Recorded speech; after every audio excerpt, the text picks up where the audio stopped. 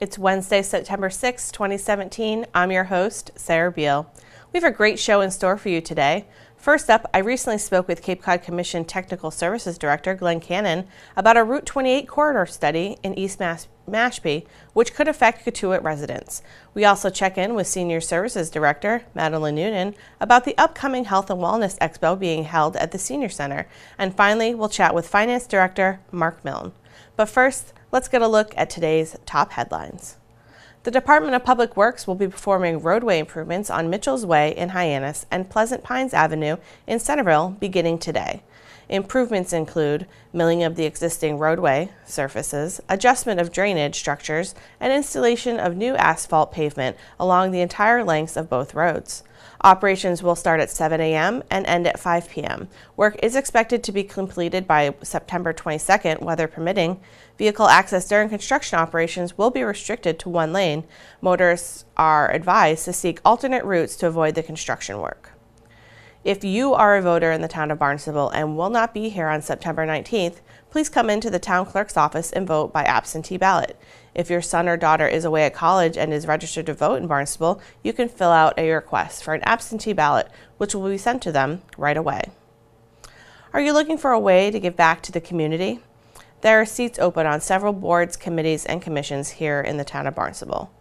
The Zoning Board of Appeals, the Barnstable Youth Commission, the Golf Committee, the Agricultural Commission, and others all have seats open. To learn more and download an application, you can visit the town's website and click through to the Appointments Committee. School committee meets tonight at 7 p.m. in the Town Hall hearing room. On the agenda is the approval of Social Emotional Academic Development Coach position, a report from the School Start Time Advisory Committee, and the Superintendent's Evaluation. That meeting will air live right here on Channel 18. Up next, we will chat with Cape Cod Commission Technical Services Director, Glenn Cannon. Joining me now is Glenn Cannon. He's the Director of Technical Services for the Cape Cod Commission. How are you today, Glenn? I'm doing just fine. Good. So we're going to talk about a Route 28 corridor study in East Mashpee, which is kind of near Cotuit. So that's kind of how this all fits in. So why don't you tell us about what's going on there? Correct. Maybe I'll even back up a little. So last year we looked at Route 28, and I'd say Cotuit proper, where we were looking at Route 28 Main Street, Route 28 Route 130, Route 28 Santuit Road. Reached out to the folks over there in that section of town and came up with a few ideas of fixing the roadway there, maybe putting in a traffic signal around about Route 28 Santuit Road. Came up with a plan to relocate Route 130, major construction. Yeah. I know, a big project. But a lot of people did seem to think that was a good idea. There's a lot of congestion there, a lot of safety hazards, so moving that forward. So this year, we're moving further down Route 28 into what we call East Mashpee, but a little bit different. Route 28 north of Route 28 is Barnstable, south of Route 28 is Mashpee, so we're reaching out to the folks in Cotuit also. They're very concerned about this section of roadway. Mm-hmm. Now, the section of roadway that we're mainly discussing is kind of near the Cotuit Meadows. It's near Patello's Lumber area. Correct. We really anticipate a lot of people coming up from Patello's Lumber talking to us, but Cotuit Meadows development in Barnstable, mm-hmm. With their access to Mashpee, they came to a meeting, quite a few of them.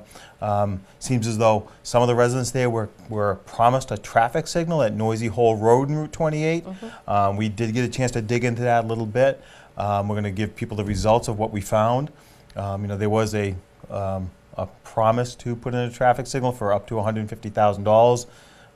That promise was never fulfilled. We don't know why, but we're still trying to work on that. Figure out kind of what the disconnect might have been there. Try to figure out what the disconnect is. And how to rectify it for Correct, the future. and then how to go forward with it again. Somewhat of a different situation where we have a development in one town and then access to the other town, so we'd have to have cooperation between mm-hmm. the two towns. We did do some traffic signal analysis at Noisy Hole Road. We do go out and do the traffic counts. There's a certain volume of traffic that has to be required to meet a traffic signal warrant. Mm-hmm. It doesn't meet that traffic signal warrant there, so we'd have to look at that also. So there's a lot going on there. Again, we need to explain that to folks. Come out, if they come out to the meeting, we'll explain it to them, tell them what we found for our analysis and what we think can be done there. Right. That's a very busy section of Route 28. I know that the traffic gets backed up in both directions a lot, so I can understand the need or the want for a traffic signal, but I can also see how it might not be the best spot for it because it's just going to make things maybe a little bit worse. So you're having this meeting in September, was it 27th? September 27th, Yep. Mashpee Town Library, 6 o'clock. And get people out there to talk about. Yeah, we do have a lot to talk about. You know, surprisingly, we saw quite a few pedestrians around there, around the Patello's area. I don't know if this is just workers who are walking over there, you know, grab a cup of coffee someplace else and walking over there. But a lot of activity in that area. A lot of maybe people coming out of this development and walking across the street. Yeah. There's quite a bit of commercial on the south side of Route 28 there. There's a fitness center. There's a small plaza there. I know an ice cream shop. So places that people could be walking to. And there really are no facilities. There are no sidewalks. There are no shoulders. There was one crosswalk in a 50-mile-per-hour zone. Right. Yeah, I know. We think we need to address that. Yeah. You know, it's very unsafe. So a lot of things for us to talk about. Again, bring all this back to the residents, just like we did with Katuitt. You know, they told us that their concerns.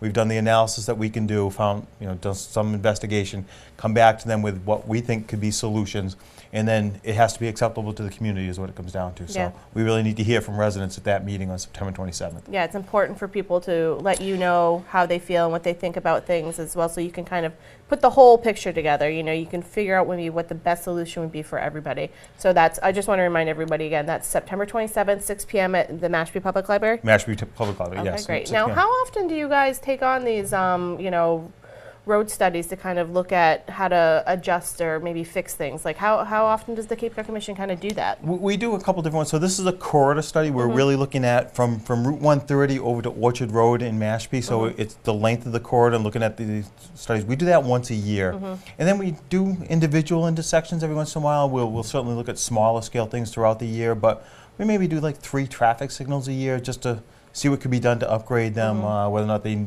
need pedestrian push buttons. But a lot of times with the traffic signals, what is the equipment gets really old. It's time to upgrade that equipment. So we need to figure out what's going on there and, again, pass it on to MassDOT. And that's a very important thing, particularly with this meeting. Yeah. You know, Route 28 is MassDOT controlled. MassDOT wants to hear from the public. They really do. They don't want to take on a project that is unpopular with residents. So they really need to hear from the residents out there. That's great.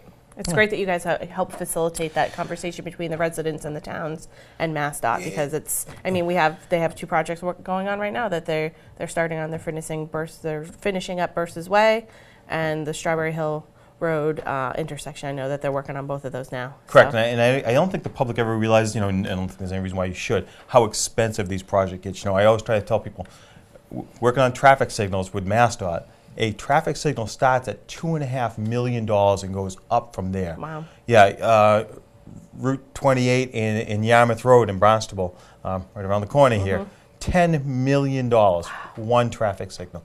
Route 28 in Bierce's Way, I believe that was finished up at $6 million. Now that goes to the Cape Cod Mall traffic lights, so there's a little bit of roadway there also, but still, an incredible amount of money. That's why MassDOT really wants to make sure that the projects that come forward are embraced by the community, because we're putting in a substantial investment into these projects. That's great. And you mentioned the Orchard Hill Road or Orchard Road in Mashpee. I remember when that got done, I remember residents of Katuitt were so happy about that, because it was another way that they could get out onto 28 with a light. It made it a little bit safer for them. I remember I have a friend that lives in Katuitt, and I remember her being like, oh, I love this light. Correct. And that's one thing, you know, it does show you how interconnected all the roadway systems are, because, we've heard quite a bit from people from Katuitt who are, you know, really looking forward to these improvements in Mashpee, because, you know, when you come out of Katuitt, you either go right towards Hyannis, you're going left towards Mashpee Commons, and a lot of people are doing that. You know, that's their closest grocery store, or their closest shopping, you know, closest event. Exactly. So they need to be able to, you know, taking a left anywhere on Route 28 is a problem. We all know that. Right, throughout the year, not even just the summertime anymore. Sometimes at Botello's during the summer, we found people that had an easier time getting out because there's so much congestion, the cars are already stopped. So they'll just wave you out, you know, as opposed to it may be in the off season where they're traveling a little bit faster, and now it's a little bit more hazardous. But a lot of folks from Katuitt are concerned about these roadway improvements, and they should be. Again, you know, that Orchard Road traffic signal seems to be quite well. We didn't get any complaints about it. Again, it seems to be functioning quite well. I think maybe it needed a pedestrian signle on it, but you know, that's something that could be installed without a lot of, you know, not that $2.5 million. It's something that comes about afterwards. So correct. They could just add that onto it. Okay, so great. I think it's a good project. Well, thank you, Glenn, so much for joining us today and giving us an update on this Route 28 corridor study and what you have going on in East Mashpee. Thank you very much. Thanks. Coming up, we'll talk with Finance Director Mark Milne, but first we'll check in with Senior Services Director Madeline Noonan. She fills us in on their upcoming Healthy Living Expo. Joining me now on the phone, we have Director of Senior Services Madeline Noonan. Maddie, thank you so much for joining us today. Hi, Sarah. How you doing? Good. How are you? Great. Thank you. So we're going to talk about the Healthy Living Expo, which Yep. is happening on September 15th. What can you tell me about this event? Yeah, we're doing this event. We're very excited to bring a Healthy Living Expo to the Senior Center on Friday, September 15th. It's from 10 a.m. to 1 p.m. And we're actually offering this event in honor of National Senior Center Month, which takes place in September. And this year's theme is Senior Centers, Masters in Aging, which all the thousands and thousands of senior centers across the country, you know, that's one of the goals that we share, is to be our local you know, focal point and gateway for people to access aging resources. And we like to think that we are all masters in aging because we pretty much deal with every aspect of the aging process and helping, you know, people in our community stay in the community and help them to successfully age in place. And so really the Healthy Living Expo is an opportunity to bring a lot of vendors in the community together so we can offer a one-stop shop on the day for folks to come in and get information on all the different areas that may impact them. We're going to have people from home care agencies, from assisted living, independent living communities. We're going to have some elder law attorneys. You know, you name it, we've got it here today for the expo. So it's going to be very exciting for people to be able to come in and get really good information on all of the wonderful resources that we have. So many great resources here in our community just to help people continue to age in place. I know that's a big thing that you guys have been working on. You also are going to have health screening from the, I think it's the county nurse, you said? Yeah, so the Barnstable County nurses will be here as they have done in past years, and it's wonderful. They do various health screenings, including blood pressure, bone density, cholesterol screening, and they actually do sun damage evaluations as well, which is really a helpful thing that you don't get to typically, you know, go to your doctor's office and get. No, you don't. You know, so they pretty much do the full spectrum, and they're going to be here for the duration of the event. So we encourage people, if you haven't maybe had your blood pressure checked for a while, your cholesterol, now's a great time to do it because, you know, you don't have to pay anything. You know, they always have lots of good information to hand out as well. So we're thrilled that they're going to be a part of this. And also we're going to have some little topic talks that are going to go on for 15 to 20 minutes, including there'll be a talk on the benefits of exercise as we age, also a talk on Tai Chi and how can that can really help people prevent falls. We're going to have a talk on estate planning, which is a big topic for a lot of people, you know, trying to kind of plan for, you know, sort of advanced care planning, which we talk that's so important to have all your ducks in a row. We're going to have a talk on how to go about choosing home care. So we're trying to bring a lot of really good information, you know, and education to people that they can have all their questions answered. But we also want the event to be fun, so we're going to have lots of fun on the day. We're going to have some food, and we're also, thanks to our friends of the Barnstable Council on Aging, we're going to have Cape Cod photo booth here, so they'll be doing pictures, and seniors will get to, you know, kind of dress up and get some fun pictures to have a really fun memory of the day. That's so fun. I think everyone's going to really enjoy getting into the photo booth and playing with the props. And yeah, you know, you've been here a lot, Sarah, so you know how people like to have fun over here. And we always like to kind of lift everybody's spirits. I mean, that's an important part of healthy aging as well, is, you know, making sure that you maintain a sense of humor and, you know, like having fun and creativity. So I think this is going to add, you know, a little cheer to the event for sure. That'll be great. And another fun thing that people always love is raffles and door prizes, of which there will be many. Who doesn't love that? Yeah, so you know, if you can't be in with a chance to win unless you're here, so we encourage everybody to come in and be a part of this great event. You know, that again, we're really trying to make sure that we're getting information to people, and this is a great you know, forum in which to do that. Yeah, great one-stop shop. You can come in, absolutely, get answers to a wide variety of questions and things you might have, you know, wondering about and how to do things, and you're going to have everything there that day. I think that's really great. And So particularly for people who maybe haven't been to the senior center before, it's a great time to just come in and check us you guys out. pick up one of our Compass magazines and see all of the, the great activities that we have going on here every day. And hopefully, people will want to come back again and participate, and, it's all going to help them live well. So that's our goal. That's a great goal. So again, it's September 15th from 10 Yep. to 1 at the Barnstable Senior Center, right on Route 28 in Centerville. I just wanted to piggyback on something you said earlier in the interview. You were talking about, exercise classes, and I know that you guys have so many awesome, excellent exercise classes available to anyone from any age at the Senior Center. So I just want to make sure people, are aware of that. They're very reasonably priced, and you have so many things. Like you said, there's Tai Chi, you guys have yoga, Zumba, all sorts of things for people to get involved in. It's kind of like you name it, we've got it. Yeah. Because we really do have an exercise class for everybody. So, whether people have been very active and, have a lot of ability to do any kind of class. I mean, some of our classes are a little bit more high impact, like Zumba and cardio, but we also have classes to fit every ability level, every fitness level. We actually do have some classes, like a chair yoga class for people who may have limited mobility. It doesn't mean that you can't, have some kind of form of exercise that's going to benefit you. I think at the last count we had something like 22 exercise classes that we're currently offering, morning, afternoon, evening. So for people on their way home after work, we do have on Tuesdays and Thursdays classes, from like 5 to 6. So the timing is actually pretty great for people on the way home. And I have to say, we see how energized and people are after they work out. They feel good. It's a testament to people that really do stay active, that we see them aging well. And that's, again, one of our goals is to make sure that we're providing these opportunities for people to stay healthy and stay fit and stay happy. That's wonderful. So you guys do great work over there. We do. We enjoy what we do. It's a great place to be. Like we say, every day is a great day at the Barnstable Senior Center. I love it. Great. Thank you so much, Maddie, for joining us today. I really appreciate it. Take care. Thanks, Sarah. We'll talk to you soon. Okay, bye-bye. Bye. My guest today is Madeline Noonan. She's the Director of Senior Services. Just another reminder, the Healthy Living Expo is taking place September 15th from 10 to 1 at the Barnstable Senior Center.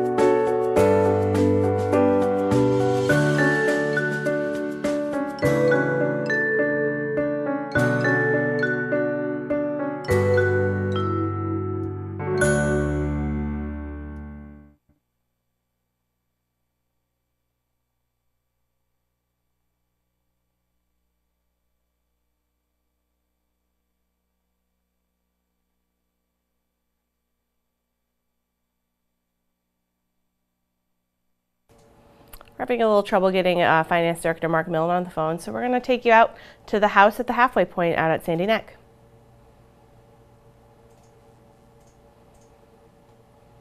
Local artists have the chance to unplug and spend some time on Sandy Neck Beach. The town of Barnstable and the Cape Cod Art Association are offering day excursions to the house at the halfway point on Sandy Neck Beach. The house was donated to the town of Barnstable in the 70s for educational purposes.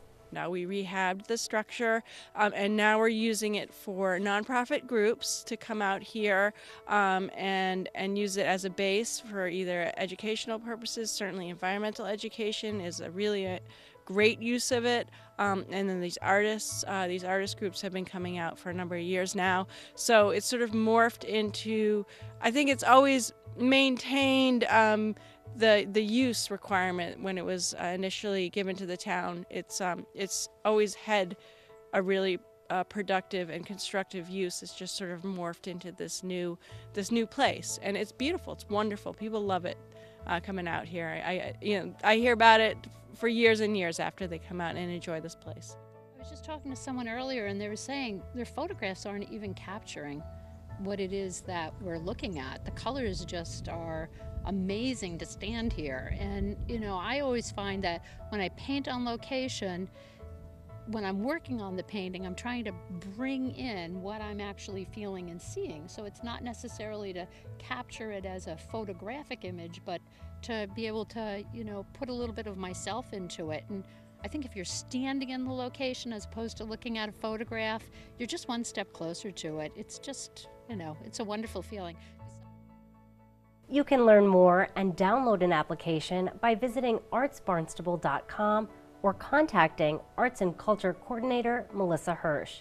Excursions are scheduled in May, September, and October of this year. Joining me now live on the phone, I have our Finance Director, Mark Millen. Mark, thank you so much for joining us today. Good morning, Sarah. How are you? Good. How are you? Very well, thanks. So today we're going to talk about the assessment and tax bill impact of the Cape Cod Tech school vote proposal that's coming up in October. Let's talk about what the assessment could look like for residents of the town of Barnstable. Sure. The estimated project cost for this proposal that the tech school wants to build, the new facility out there, is about $128 million. And after the state reimbursement share, the school will be left with having to issue a bond for about $86 million. And the annual repayment of that bond will result in a loan payment for the regional school district that will be divided up amongst the 12 member towns that belong to the school district based on their percentage of enrollment, student enrollment. So currently, Barnstable is about 30% of the student enrollment at the tech school, and 30% of the estimated annual bond payment is about $1.6 million for the town of Barnstable. So this will significantly increase a fixed cost category in our operating budget. Of course, that's a large budgetary impact to absorb. And so what we're asking the community to consider with the ballot question in 2 weeks is to allow the town to levy that the cost of that $1.6 million, our share of that bond issue, and add it to the tax levy using a debt exclusion tool that's allowed under state law. So if the voters approve that, we'll be able to add that annual assessment for this project to the tax levy. And then we won't have to worry about any cuts in the operating budget that we have now. There'll be no cuts to programs. It won't compete with all of the other areas of the budget for which we have cost increases that we have to consider when we're building a budget. We have we have a large capital program, we have contractual obligations, we have employee benefits, and so forth. And so we feel it's best not to have this project compete against all those other cost areas that the town has to manage. And so because of the significant size of this,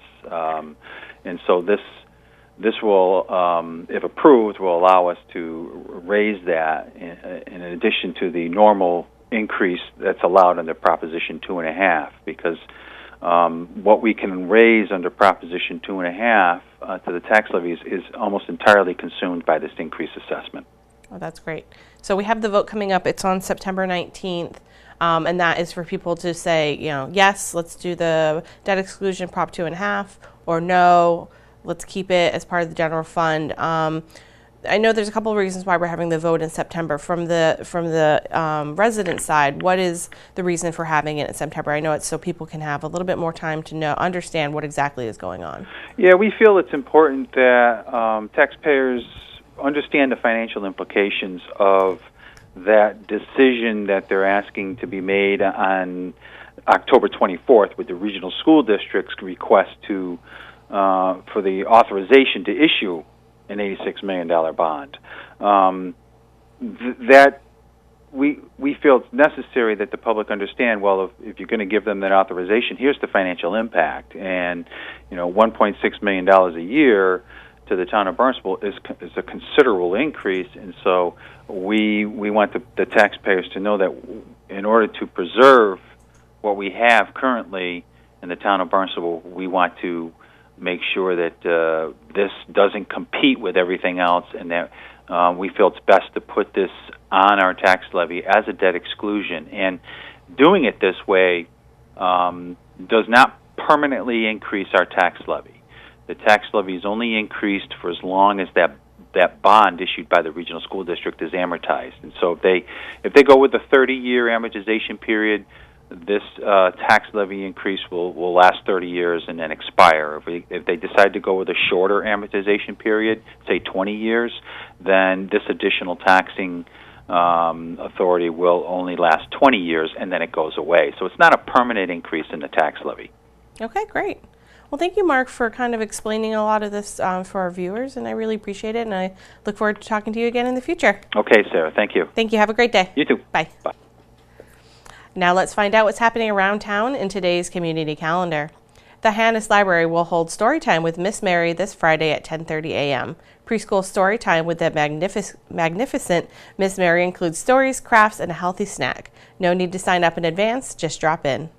The Friends of Cape Wildlife are having a sunset cruise on Barnstable Harbor to benefit the Cape Wildlife Center. The Cape Wildlife Center has treated over 1,500 wildlife patients since March 1st, and all the proceeds from the cruise will go towards keeping the Cape Wildlife Center open. So come on down September 23rd from 5 to 7 at Barnstable Harbor to enjoy a sunset cruise on the Hyannis Whale Watcher and support a great nonprofit organization. For more information, you can go to the Friends of Cape Wildlife website. Now here's a look at this week's board, committee, and commission schedule.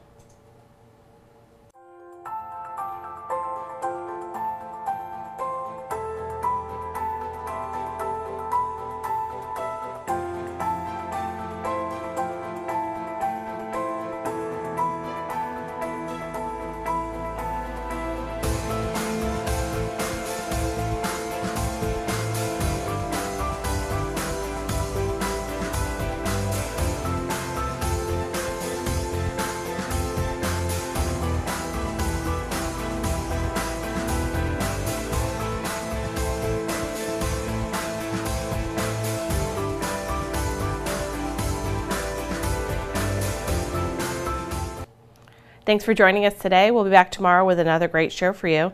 For Barnstable Today, I'm Sarah Beal.